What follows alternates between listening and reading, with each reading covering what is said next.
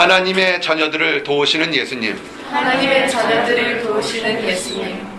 지난주에 이어서 히브리서 2장 14절 18절 말씀 시험에 대한 얘기를 계속하고 있습니다.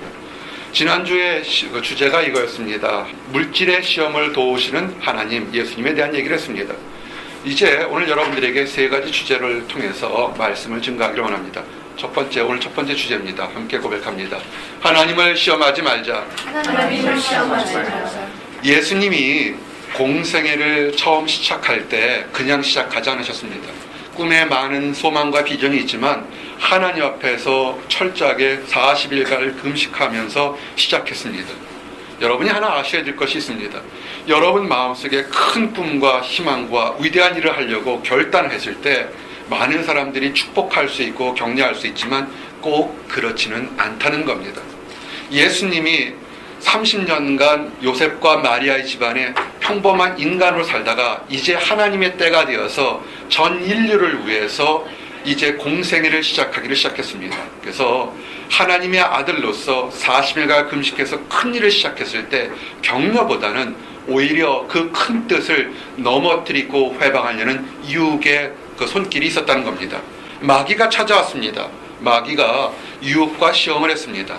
마태복음 4장에 보면 세 가지 큰 시험이 있는데 그 첫 번째 그 시험이 뭐냐면 물질에 대한 시험이었습니다. 지난주에 증거한 것과 같습니다. 이 물질에 대한 시험을 예수님이 어떻게 하셨는지를 다시 잠깐 돌아보기를 원합니다. 마태복음 4장에 보니까 시험하는 자가 예수께 나와서 이르되 네가 만일 하나님의 아들이거든 명하여 이 돌들을 떡덩어리 되게 하라. 예수께서 대답하여 이르시되 기록되었으되 사람이 떡으로만 살 것이 아니요 하나님의 입으로부터 나오는 모든 말씀으로 살 것이라 하였느니라 하시니. 아멘. 사실은 예수님이 사역을 시작할 때 첫 번째가 뭐냐면 물질, 먹고 사는 것에 대한 시험입니다. 오늘 이건 여러분들에게도 나에게도 해당되는 가장 중요한 시험이자 도전입니다. 아무리 큰 꿈을 가져도 먹고 사는 문제에 대해서 도전을 받을 수밖에 없습니다. 이럴 때 예수님이 어떻게 하셨는지, 여러분 자신에게 문제가 왔을 때 예수님이 어떻게 하셨는지를 그 해답을 찾고 나가시길 바랍니다. 예수님도 배고프셨습니다. 완벽한 인간의 모습으로 오셔서 40일간을 금식하셨으니 얼마나 배고프셨겠습니까? 이렇게 배고픔에 대한 물질의 시험에 대해서 예수님은 시험을 이기셨습니다.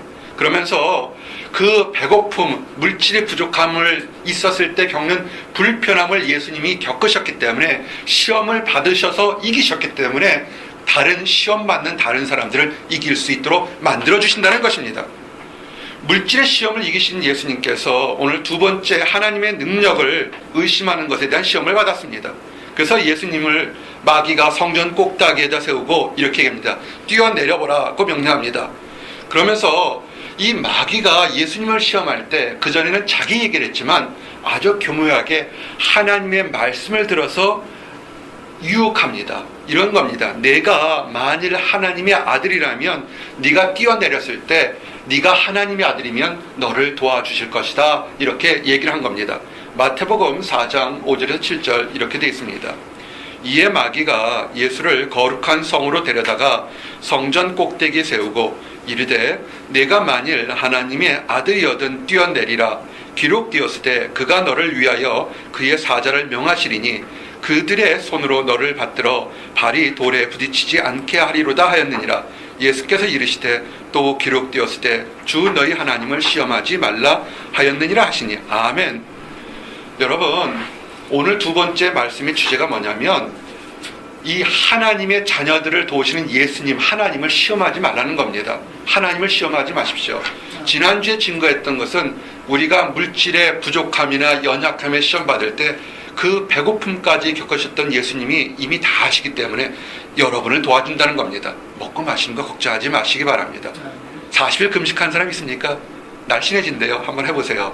근데 위험할 수도 있습니다.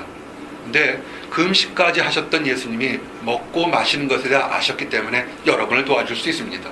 이제 그런 먹고 마시는 시험으로 예수님을 넘어뜨리지 못하니까 이제 마귀는 가장 교묘하게 하나님 말씀을 들어서 명령하고 유혹하는 겁니다.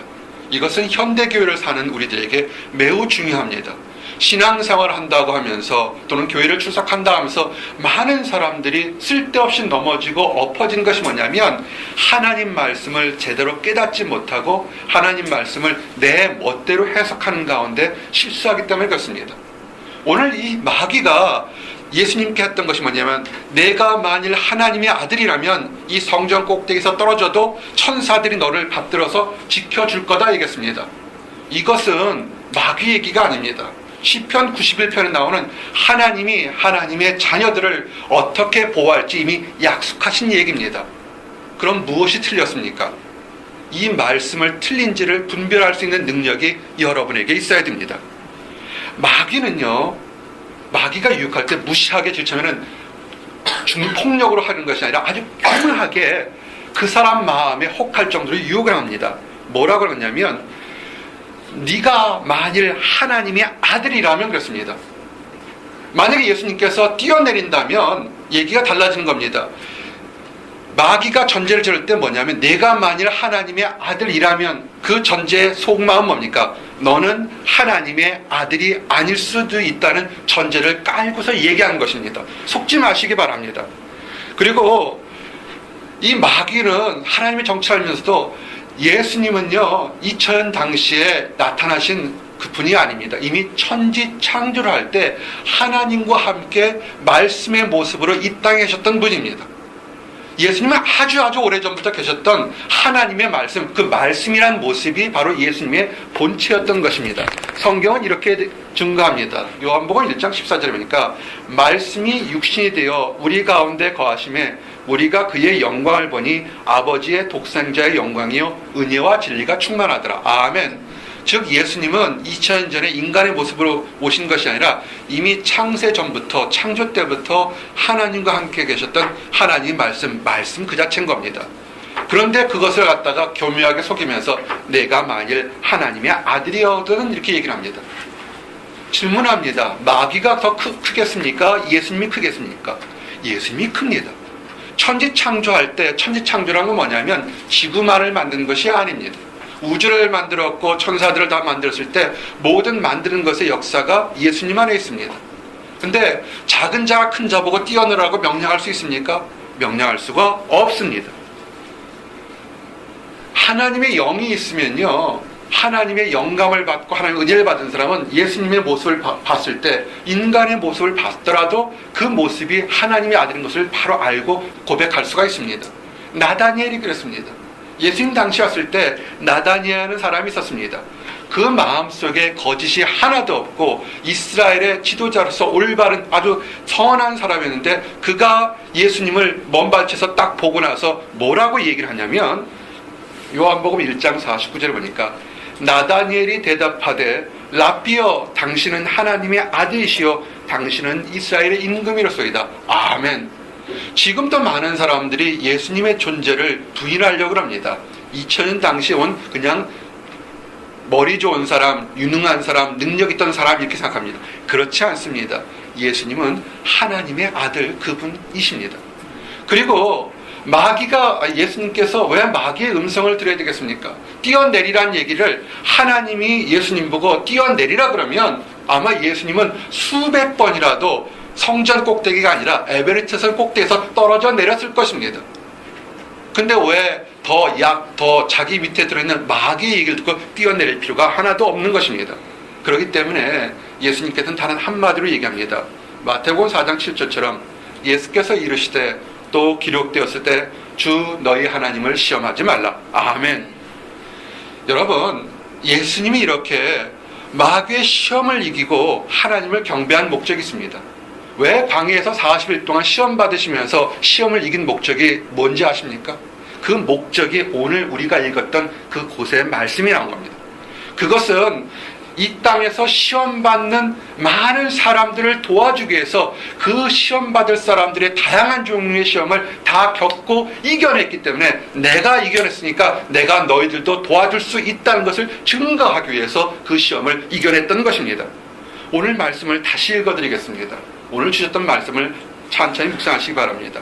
히브리서 2장 16절에서 18절 보니까 이는 확실히 천사들을 붙들어 주려 하심이 아니요 오직 아브라함의 자손을 붙들여 주려 하심이라. 그러므로 그가 범사의 형제들과 같이 되심이 마땅하도다. 이는 하나님의 일에 자비하고 신실한 대제사장이 되어 백성의 죄를 속량하려 하심이라. 그가 시험을 받아 고난을 당하셨은즉 시험 받는 자들을 능히 도우실 수 있느니라. 아멘. 말씀이 뭡니까? 예수님이 시험 받았고 이겼던 것이 하늘의 천사들을 도와주려는 것이 아니라 사람 때문에, 물질 때문에, 환경 때문에 믿음이 연약해서 하나님이 어디 계시냐고 의심하는 그 사람들을 어떻게 도와주시기 위해서 시험 받으셨다고 정확히 얘기했습니다. 또한 사람들 중에서 알게 모르게 지은 죄들 때문에 고민하는 사람들의 죄를 속량 깨끗하게 해주시기 위해서 시험을 당했다고 이렇게 말씀하셨습니다. 하나님의 능력을 무시하거나 진짜로 존재하는지 의심하지 마시기 바랍니다. 하나님은 사람을 사랑하기 때문에 방임하지 않습니다. 여러분, 내가 어떤 사람을 정말로 좋아하고 사랑한다는데 그 사람이 잘못되는 것을 이렇게 놔두겠습니까? 그러지는 않을 겁니다. 정말 사랑하고 하면 그 사람을 잘 되도록 보호하고 인도하도록 유도할 겁니다. 하나님은 여러분을 사랑하기 때문에 여러분을 나는 신이고 너희는 사람이니까 나를 경배하라 그리고 그렇게 방임하지 않습니다. 잘못된 길을 가게 되면 때로는 말로 때로는 혼내서라도 올바른 길로 가도록 그렇게 하시는 분입니다. 또한 하나님은 아주 독특하게 질투하시는 하나님이라고 합니다. 내가 이 사람을 사랑하는데 이 사랑하는 사람이 다른 쪽으로 눈을 돌리면 그것을 참지 못하는 질투하시는 하나님이라고 했습니다. 가장 인간적이고 가장 인간을 사랑하는 말씀입니다. 신명기 6장 12절에서 15절 이 질투하시는 하나님을 묵상하셔야 합니다. 너는 조심하여 너를 애굽 땅 종되었던 집에서 인도하여 내신 여호와를 잊지 말고 내 하나님 여호와를 경외하며 그를 섬기며 그의 이름으로 맹세할 것이니라. 너희는 다른 신들 곧 내 사면에 있는 백성의 신들을 따르지 말라. 너희 중에 계신 너희 하나님 여호와는 질투하시는 하나님이신즉 너희 하나님 여호와께서 내게 진노하사 너를 지면에서 멸절시키실까 두려워하노라. 아멘. 정말 사랑하기 때문에 다른 곳에 뺏기지 않으시려는 하나님의 간절한 모습이 있습니다. 하나님 시험하지 마시기 바랍니다. 여러분의 능력이 없어서 여러분이 아직 부족해서 하나님의 존재를 깨닫지 못한데도 하나님은 존재하시고 스스로 계십니다. 이방 신들은 사람의 손으로 만든 그런 조형물들입니다. 아니면 마귀가 능력을 발휘해서 마치 신처럼 이렇게 가장하고 있는 가짜 신들입니다. 이런 악한 영들은 하나님으로부터 심판을 받고 이미 쫓겨난 천사들입니다. 잠시 동안 쫓겨난 천사들이고 예수님이 다시 이 땅에 올 때 그들은 불못의 지옥의 영원한 곳으로 심판받도록 예정된 거짓 천사들입니다. 그 천사들을 보고 믿고 경배하지 마시기 바랍니다. 하나님의 약속을 굳게 믿고 나가는 사람들에게는 하나님이 약속하신 것처럼 보호하시고 인도하시겠다고 그랬습니다. 하나의 예를 들어드리겠습니다. 이스라엘 백성들이 늘 하나님 안에서 수없이 많은 기적과 이적을 체험했지만 또 조금만 불편하면 불평불만하고 하나님이 어딨냐 그랬습니다. 마사란 지역이 있습니다. 브리바란 지역으로도 알려져 있습니다. 이스라엘 백성들이 마사 이 광야에 있다가 먹을 물이 떨어졌습니다. 그러자 그들이 분노하고 모세에게 대듭니다. 하나님이 어디 있느냐? 너가 왜 우리를 이곳 광야까지 불러서 우리를 다 목말라 죽게 하느냐? 이렇게 대들었습니다. 그럴 때 하나님이 그 불평불만을 다 듣고 반석에게 명해서 물이 나오게 했습니다. 그때 얘기가 좀 길지만 좀 읽어드리겠습니다. 이 이야기는 출애굽기 17장 1절부터 7절인데 사람들이 하나님의 하나님의 능력을 수없이 체험하고도 눈에 잠시 안 보인다고 의심했던 얘기들입니다.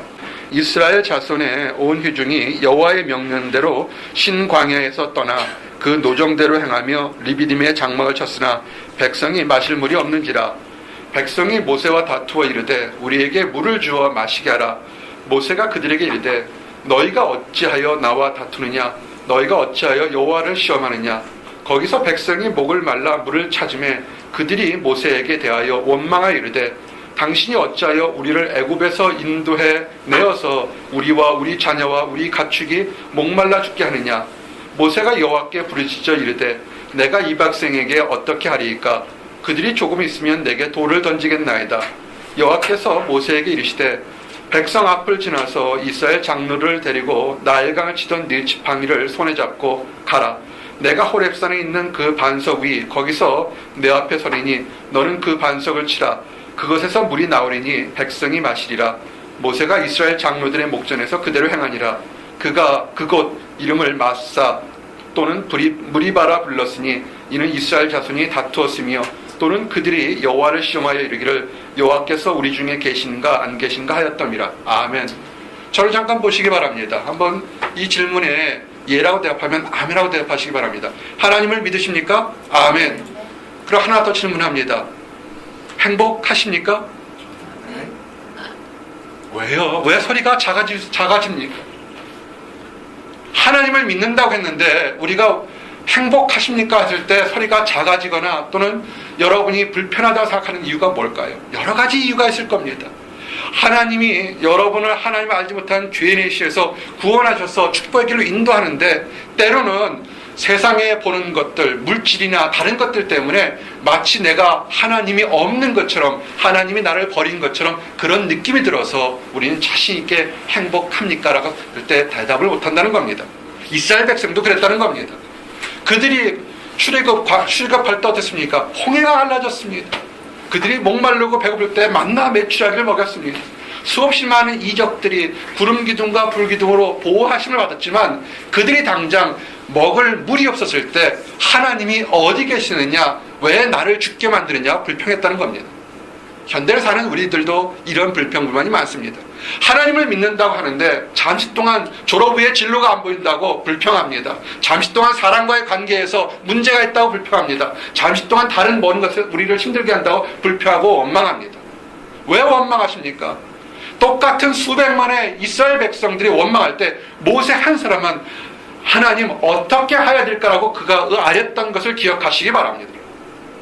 힘들고 어려운 거 하나님을 믿는다고 하더라도 늘 행복한 곳에 있는 건 아닙니다. 힘들고 어려울 때 한 가지 무엇이냐면 하나님 어떻게 해야 되겠습니까? 라고 질문해야 됩니다. 마사에서 일어났던 일들은 그냥 역사상에 일어났던 해프닝이 아닙니다. 이 악한 마음 또는 약한 마음을 가진 이스라엘 백성들, 그렇게 수없이 많은 하나님의 능력을 체험했으면서도 또 원망하고 부정했던 그 이스라엘 백성들을 하나님은 어떻게 하셨습니까? 다 심판하셨습니까? 그렇게 하지 않았습니다. 욕하고 의심하고 원망해도 그럼에도 불구하고 하나님은 그들을 또 사랑하셨다는 것을 기억하시기 바랍니다. 그러면서 뭐라냐면 그렇게 하지 말고 내 안은 너를 지켜주는 하나니까 의심하지 말고 그들을 믿으라. 그러면 내가 너를 형통한 걸로 인도하겠다고 약속했습니다. 신명기 6장 16절에서 19절, 이것이 한 사람들이 그렇게 속을 썩이고 부정하고 의심해도 사람을 사랑하는 하나님의 마음입니다. 16절에 보니까 너희가 마사에서 시험한 것 같이 너희 하나님 여호와를 시험하지 말고 너희 하나님 여호와께서 너에게 명하신 명령과 증거와 규례를 삼가 지키며 여호와께서 보시기에 정직하고 선량한 일을 행하라. 그리하면 내가 복을 받고 그 땅에 들어가서 여호와께서 모든 대적을 네 앞에서 쫓아내시겠다고 네 조상들에게 맹세하신 아름다운 땅을 차지하리니 여호와의 말씀과 같으니라. 아멘. 아주 간단한 겁니다. 문제가 있을 때 문제 보지 마시고 하나님 도와주십시오. 하나님 어찌해야 될까 하고 온전한 마음을 가지면 하나님이 인도하신다는 것입니다. 왜 그럴까요? 왜 이렇게 인도해 주십니까? 하나님은요, 약속하신 것을 반드시 지키는 분이기 때문에 그렇습니다. 사람은 약속해도 수없이 수많은 핑계를 대고 약속을 변개시킵니다. 시건합니다. 약속을 먹어치워버립니다. 그렇지만 하나님은 그 말씀 자체가 진리이기 때문에 한 번 한 말씀이 이렇다 저렇다 해도 절대 변하지 않습니다. 사람들과 같이 말을 시건하지 않습니다. 약속한 것은 반드시 지키는 것이 하나님이십니다. 사람의 감정과 다른 것을 기억하시기 바랍니다. 그래서 이것이 믿음이 연약한 사람, 믿음이 흔들리는 사람, 정말 믿음이 있는지 없는지 그런 사람들에게 은혜가 된다는 것입니다. 믿음이 강할 때는 산을 옮길 것 같더라도 흔들릴 때 되면 내가 과연 하나님을 믿는 사람인가 의심할 때에도 그런 사람까지도 하나님은 약속하시고 보호하시고 인도하겠다는 것입니다. 히브리서 6장 18절에 은혜가 되는 말씀이 이겁니다. 이는 하나님이 거짓말을 하실 수 없는 이 두 가지 변하지 못할 사실로 말미암아 앞에 있는 소망을 얻으려고 피난처를 찾는 우리에게 큰 안위를 받게 하려 하심이라. 아멘. 하나님은 거짓말 못하십니다. 여러분을 사랑하신다는 거 약속하셨기 때문에 여러분이 어떤 환경에 있어도 하나님은 여러분을 사랑하십니다. 아멘. 이제 두 번째입니다. 두 번째 주제가 있습니다. 함께 고백합니다. 하나님의 자녀들. 하나님은 아주 간단하게 얘기해서 하나님의 자녀들을 지켜주시겠다고 약속하신 것입니다. 그러면 질문할 것이, 그러면 누가 어떤 사람이 하나님의 자녀입니까? 라는 질문을 할 수가 있습니다. 우리가 아는 것처럼 하나님의 택한 선민이라는 이스라엘 백성, 유대인들이 하나님의 자녀입니까? 아니면 동양 사람같이, 우리 한국 사람같이 역사적으로 지리적으로 멀리 떨어져 있던 사람들도 하나님의 자녀가 될 수 있습니까? 이런 질문을 할 수 있습니다. 이런 질문에 성경은 하나님의 자녀가 되는 것은 사람의 힘이나 능력으로 되는 것이 아니라 하나님의 뜻에 의해서 하나님의 자녀가 된다, 이렇게 증거되어 있습니다. 특별히 하나님의 아들이신 예수님을 개인의 구세주로 영접할 때 하나님의 자녀가 된다, 이렇게 했습니다. 요한복음 1장 12절 13절. 예수님이 그렇게 위대하시고 중요한 분입니다. 영접하는 자, 곧 그 이름을 믿는 자들에게는 하나님의 자녀가 되는 권세를 주셨으니 이는 혈통으로나 육적으로나 사람의 뜻으로 나지 아니하고 오직 하나님께로부터 난 자들이니라. 아멘. 이것이 우리가 되는 겁니다. 이스라엘 백성이 아니더라도, 다른 특별하게 큰 능력을 행하지 않아도 하나님께서 허락하신 예수님을 우리의 구세주로 영접하면 우리가 하나님의 자녀가 될 수 있다는 것입니다. 여기서 사람이 마음을 믿는다는 것을 혹시 착각하지 마시기 바랍니다. 내가 개인적으로 의지적으로 결단하는 것이 아닙니다. 사람이 의지로 결단할 수 있는 것은 사람마다 다 다양합니다. 어떤 사람은 의지력이 굉장히 강한 사람이 있어서 한번 할 거야 그러면 정말 평생 죽을 때까지 그대로 지키는 사람도 있지만, 어떤 사람은 3일을 못 가는 사람도 있습니다. 그래서 여기서 믿는다는 것이 뭐냐면 나의 의지가 아니라 하나님이 주신 능력에 힘입어서 그 능력대로 나가는 것을 말하는 것입니다. 그래서 특별히 이제는 여러분이 성령님의 도우심을 받아서 살아가야 됩니다. 우리가 성령님께서 여러분이 이제는 죽을 수밖에 없다는 운명에서 새로운 삶을 살아갔던 것을 늘 기억하시기 바랍니다. 이 땅에서 그러면 우리가 어떻게 하냐면, 하나님의 자녀가 되는 사람들은 이 땅에 살 때 우리를 둘러싼 악한 행실들을 죽여서 하나님 안에서 아름답게 살아가도록 해야 되는 것입니다. 더 이상 세상의 유혹이나 협박에 못 이겨서 억지로 사는 삶을 살지 않기를 원합니다. 이제는 우리가 하나님의 양자가 되는 것입니다. 그래서 새로운 삶을 살 수 있기 때문에 그런 사람은 하나님을 아버지라 부를 수 있는 것입니다. 로마서 8장 12절에서 15절 보니까, 그러므로 형제들아 우리가 빚진 자로 돼 육신에게 져서 육신대로 살 것이 아니라 너희가 육신대로 살면 반드시 죽일 것이로되 영으로서 몸의 행실을 죽이면 살리니 무릇 하나님의 영으로 인도함을 받는 사람은 곧 하나님의 아들이라. 너희가 다시 무서워하는 종의 영을 받지 아니하고 양자의 영을 받았으므로 우리가 아빠 아버지라 부르시니라. 아멘. 사람들 중에서요, 두 사람의 종류가 있습니다. 세상에 악한 영을 받고 사는 사람들이 있습니다. 더럽고 추한 귀신의 영을 받고 사람들이 있습니다. 그렇기 때문에 그 마음속에 늘 불안과 원망과 초조와 시기와 질투와 싸움이, 살인이, 도둑질이 있습니다. 왜냐하면 그것은 거짓 영, 더러운 영에 사로잡혀 있었기 때문에 그렇습니다. 그렇게 사람들은 더러운 환경 속에 있었는데 예수님을 믿게 되면 거기서 벗어나서 하나님의 아들 새로운 영으로 살게 되는 것입니다. 이 더러운 것에서 위협과 협박한다고 두려워하지 마시기 바랍니다. 이렇게 속일 겁니다. 네가 하나님의 자녀가 되었다고 예전에 더러운 짓 했는데 너 예전의 모습을 아니에요. 거기서 두려워하지 마시기 바랍니다. 이제는 끊어졌습니다. 하나님의 자녀가 됐다는 것은 완전한 과거에서 떨어져 나가서 완전한 새로운 영이 된 것이고 하나님을 아버지라 부를 수 있다는 것입니다. 이것을 누가 얘기합니까? 하나님의 성령이 얘기합니다.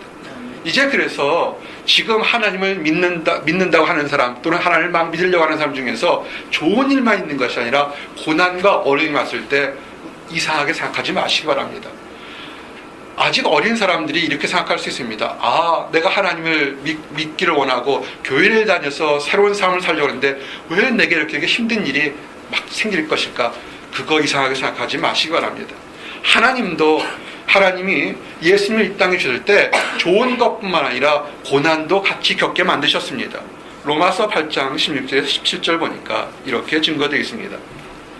성령이 친히 우리의 영과 더불어 우리가 하나님의 자녀인 것을 증언하시나니 자녀이면 또한 상속자 곧 하나님의 상속자여 그리스도와 함께한 상속자니 우리가 그와 함께 영광을 받기 위하여 고난도 함께 받아야 할 것이니라. 아멘. 고난이 오거나 어려움이 온다고 좌절하거나 낙심할 필요가 없습니다. 그런 일을 주실 때 하나님은 감당할 만한 시험을 주십니다. 그리고 감당치 못할 시험을 줄 때는 여러분에게 피할 길을 주시니까 전혀 두려워하지 마시기 바랍니다. 고린도전서 10장 13절 말씀처럼 사람이 감당할 시험 밖에는 너희가 당한 것이 없나니 오직 하나님은 미쁘사 너희가 감당하지 못할 시험 당함을 허락하지 아니하시고 시험 당할 즈음에 또한 피할 길을 내서 너희로 능히 감당하게 하시느니라. 아멘. 여러분 지금 시험이나 어려움이 왔다고 두려워하지 마시기 바랍니다. 하나님이 여러분의 믿음을 보고 아하, 이 정도 시험은 능히 이겨낼 수 있는 성숙한 믿음이 있다고 생각해서 시험을 주실 수 있는 것입니다. 그리고 그 시험이 여러분의 능력으로 감당하지 못할 때는 여러분이 알지 못하는 신비한 방법으로 피할 길을 주실 것입니다. 시험 받을 때 하나님께서 하나님의 자녀들을 보호하신다는 것을 늘 기억하시기 바랍니다. 하나님은 천사를 보내주셔서 환경을 바꿔서 하나님의 자녀들을 보호해 주십니다. 시편 91편 8절에서 12절 말씀입니다. 오직 너는 똑똑히 보리니 악인들의 보응을 네가 보리로다. 내가 말하기를 여호와는 나의 피난처시라 하고 지존자를 너의 거처로 삼았으므로 화가 내게 미치지 못하며 재앙이 네 장막에 가까이 오지 못하리니 그가 너를 위하여 그의 천사들을 명령하사 내 모든 길에서 너를 지키게 하심이라. 그들이 그들의 손으로 너를 붙들어 발이 돌에 부딪히지 아니하게 하리로다. 아멘. 걱정하지 마시기 바랍니다.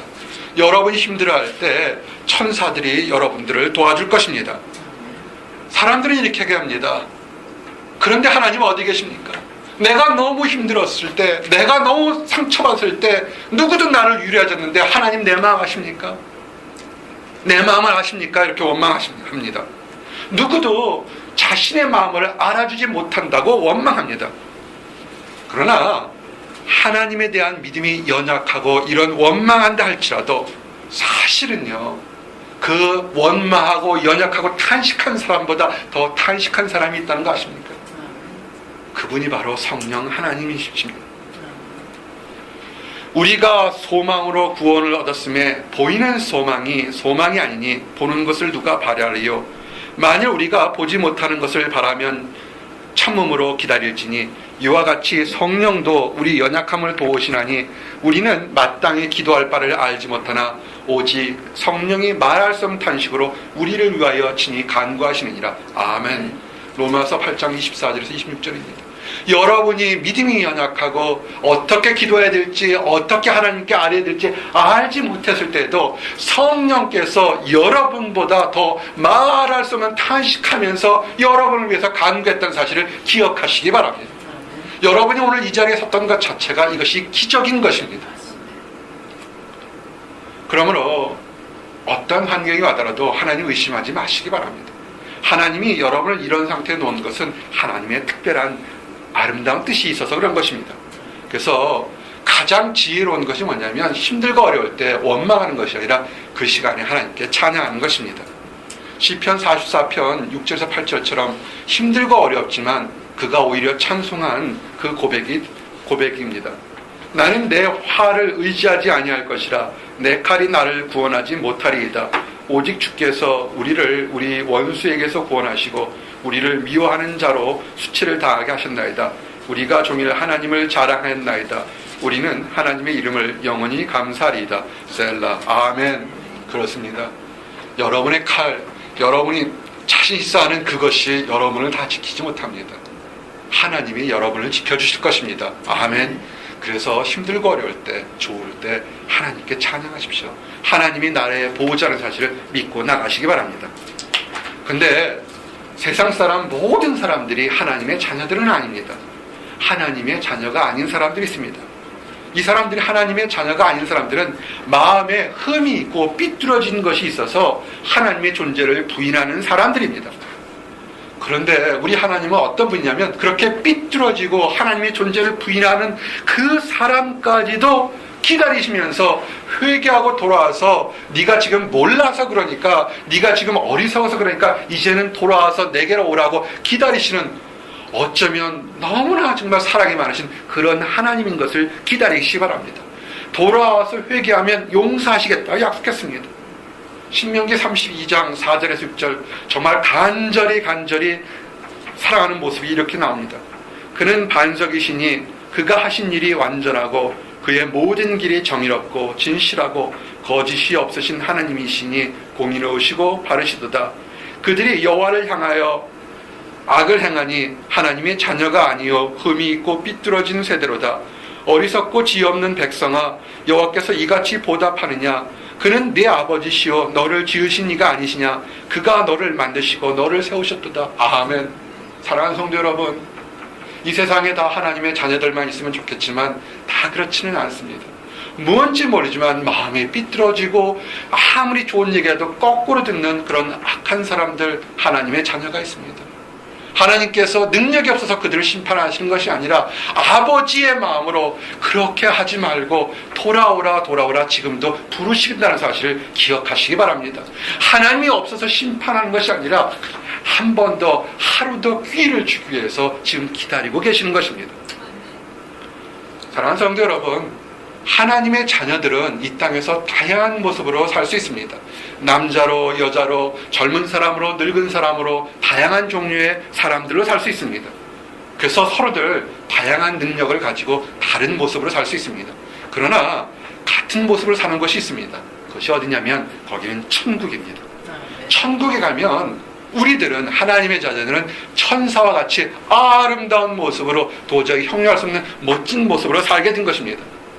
이 땅에 사는 삶, 60년, 70년, 80년, 100년의 삶이 전부라고 생각하지 마시기 바랍니다. 너무나 수십 년의 세월이 하루아침에 짧은 한밤중의 꿈처럼 흘러가게 됩니다. 여러분, 이 땅의 삶만이 전부라고 사는 어리석은 사람이 되지 마시기 바랍니다. 예전에도 그렇고 지금도 그렇고 부활도 없고 천국도 없다는 사람들이 있습니다. 예전에도 부활도 없고 천국도 없다는 사두개인이라는 사람들이 예수님 당시에 살았습니다. 그래서 무슨 천국이 있느냐, 이 땅에 살면 죽으면 끝이지, 부활은 무슨 부활이냐, 한번 죽으면 끝이지, 그렇게 했습니다. 그래서 이런 사두개인들이 예수님을 곤란한 지경으로 넣으려고 시험을 했습니다. 그래서 아주 그리 좋지 않은 질문을 했습니다.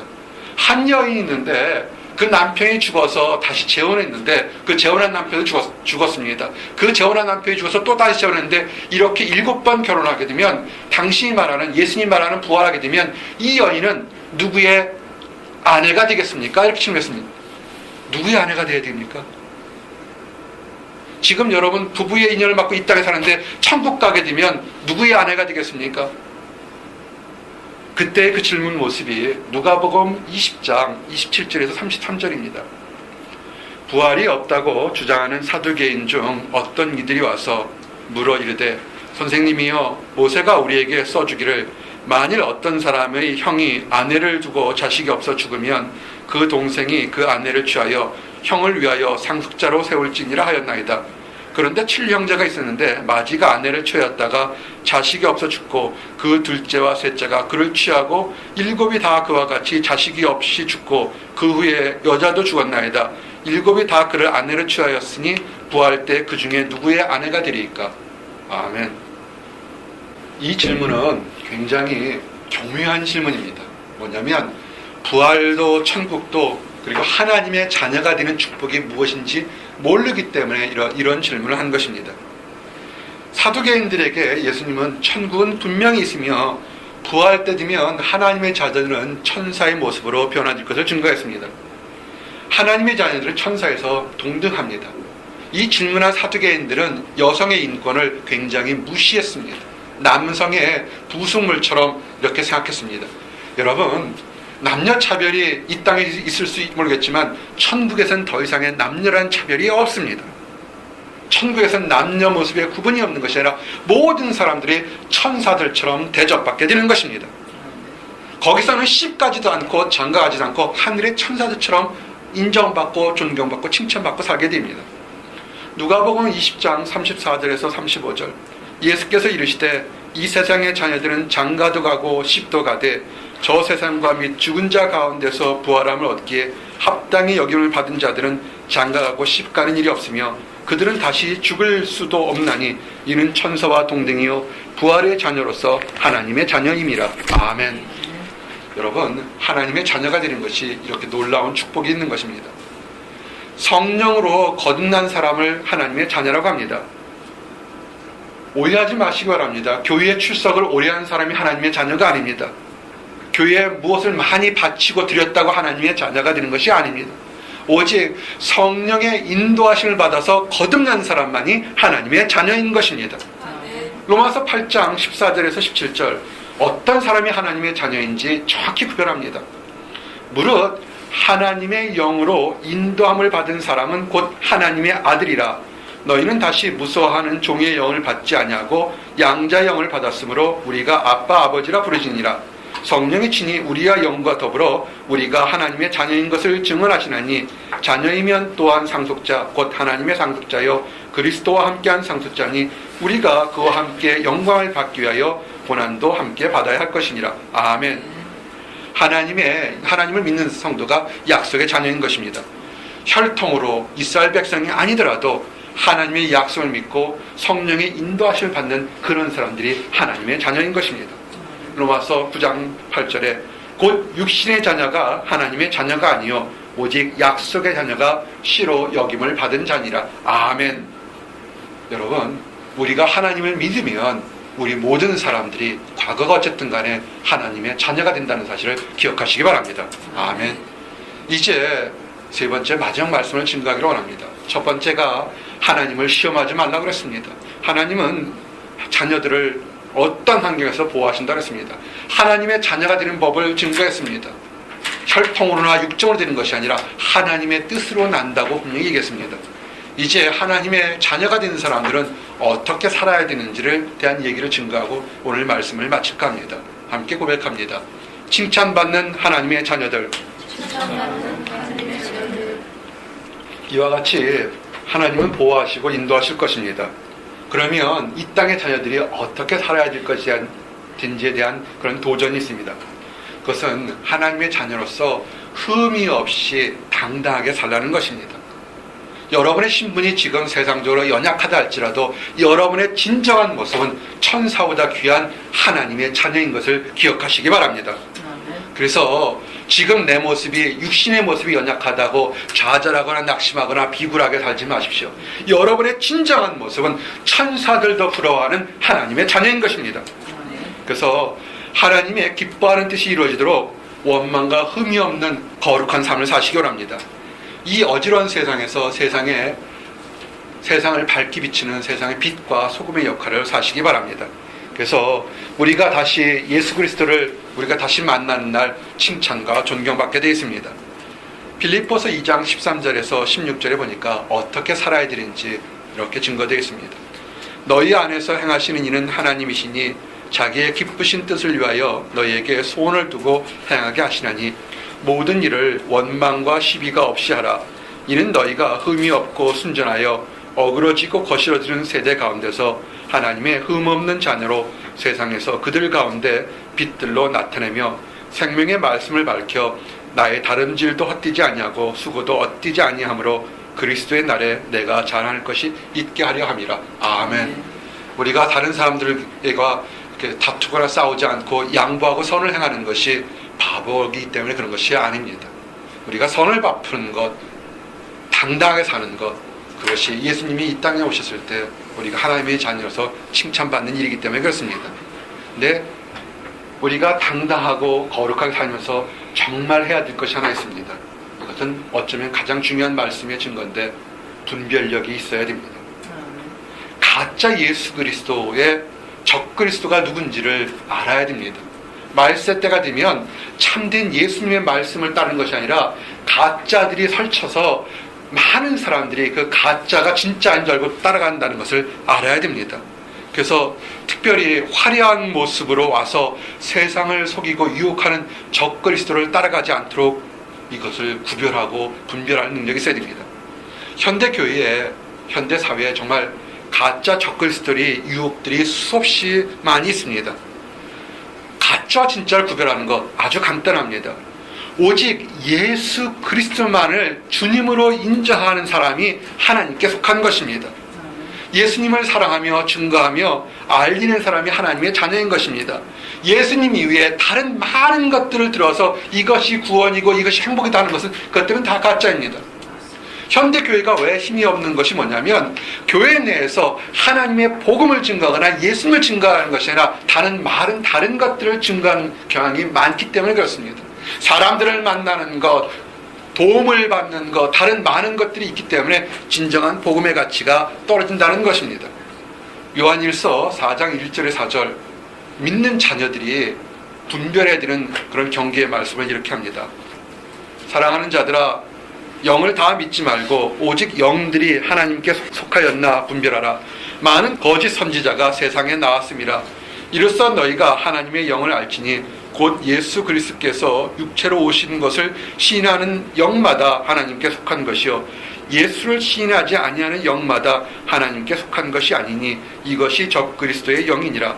오리 한 말을 너희가 들었거니와 지금 벌써 세상에 있느니라. 자녀들아, 너희는 하나님께 속하였고 또 그들을 이기었나니 이는 너희 안에 계신 이가 세상에 있는 자보다 크심이니라. 아멘. 부활이요 생명이신 예수님을 하나님의 아들이라 고백하는 사람만이 하나님의 자녀인 것입니다. 이것을 부인하고 다른 것을 들은 사람들은 그들은 가짜인 것입니다. 부활이요 생명이신 예수님을 전하는 기쁜 소식에 동참하시기 바랍니다. 그럴 때 우리에게 축복이 있습니다. 예수 그리스도가 하나님의 아들이라 고백했던 마르다의 고백이 우리들의 삶에 있어야 됩니다. 요한복음 11장 23절에서 27절 이 말씀을 증거함으로 오늘 말씀을 마치겠습니다. 예수께서 이르시되 나는 부활이요 생명이니 나를 믿는 자는 죽어도 살겠고 무릇 살아서 나를 믿는 자는 영원히 죽지 아니하리니 이것을 내가 믿느냐. 이르되 주여 그러하이다. 주는 그리스도시요 세상에 오시는 하나님의 아들이신 줄 내가 믿나이다. 아멘. 이렇게 예수 그리스도가 하나님의 아들이요 그리스도를 믿는 것을 고백하는 모든 사람들이 되시기를 원합니다. 특별히 아직 하나님을 알지 못하는 사람들이 있습니까? 여러분의 많은 생각이 있다도 하나님은 여러분을 사랑하십니다. 그래서 여러분들도 예수 그리스도를 만나서 축복의 하나님의 자녀가 되도록 그렇게 기도하고 있습니다.